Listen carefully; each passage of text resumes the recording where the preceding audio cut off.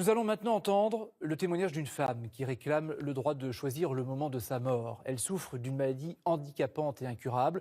En France, la loi permet de stopper un traitement, mais pas l'euthanasie. La fin de vie est l'un des sujets les plus sensibles des États généraux de la bioéthique qui viennent de s'achever et dont les conclusions seront rendues publiques en début de semaine. Le reportage de Sophie Guillaumin et Jean-Christophe Duclos. À chaque mouvement, une douleur. Michel François est atteinte d'une maladie dégénérative qui la paralyse peu à peu.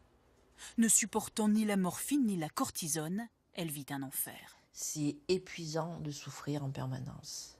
Imaginez que vous ayez simplement un lumbago.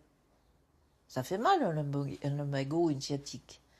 Ben moi j'ai ça partout, en permanence. Si tu me fais casser la figure, je te cause plus. Michel peut encore marcher, quelques pas, mais pour combien de temps? Avec son corps qui l'abandonne, c'est son univers qui rétrécit. Difficile à supporter quand on n'a que 64 ans et qu'on a toujours été très active. C'est pas une vie. Je végète. Souvent, je dis, je regarde les autres vivre. Je suis pas dans la vie. Je suis spectatrice.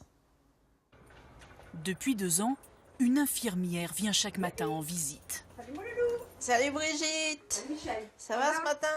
Elle vérifie que tout va bien, mais surtout elle gère les médicaments. Car il y a 2 ans, Michel, à bout de force, a fait une tentative de suicide en avalant des cachets. Alors, comment s'est passée la nuit? Depuis, elle est sous surveillance. Les jours où ça fait très mal, on a bien envie de foutre le camp. Et de prendre un peu trop de médicaments? Voilà, donc elle n'a pas à sa disposition un nombre de médicaments suffisant pour se ficher en l'air. On y va. Mourir pendant qu'elle a encore Happy toute you. sa tête et qu'elle n'est pas définitivement alitée, c'est pourtant ce que souhaite Michel par-dessus tout. Mais comment faire? La loi autorise la sédation profonde jusqu'au décès, mais uniquement pour les personnes en toute fin de vie. Elle n'est pas concernée. La loi de bioéthique ne correspond pas à votre cas. C'est là où je dis que c'est une fumisterie. La loi Non, c'est pas une fumisterie, ça ne s'adapte pas à tout le monde. Et pourtant, cette mort choisie, accompagnée, Michel la réclame. Par lassitude de la souffrance, mais surtout par amour pour son fils unique, à qui elle a consacré toute sa vie. Ma décision, c'est vraiment pour qu'il n'ait pas une épave comme mère, mais qu'on parte en sachant qu'on s'aime tous les deux et qu'on puisse être paisible par rapport à tout ça, qu'il me voie m'endormir et non pas souffrir. Un grand départ apaisé que la mère et le fils évoquent régulièrement.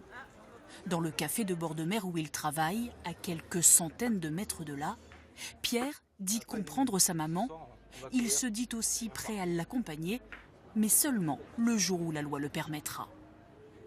Si elle peut partir en paix, plutôt qu'en souffrant jusqu'à la fin, si vous me passez le papier maintenant, je signe de suite. Qu'elle meure en paix le jour où ça doit arriver, le plus tard possible. Selon un récent sondage, près de 9 Français sur 10 se disent favorables à une extension de la loi sur la fin de vie, qui permettrait à toute personne souffrant comme Michel d'une maladie incurable de demander à un médecin ou à un proche une aide à mourir.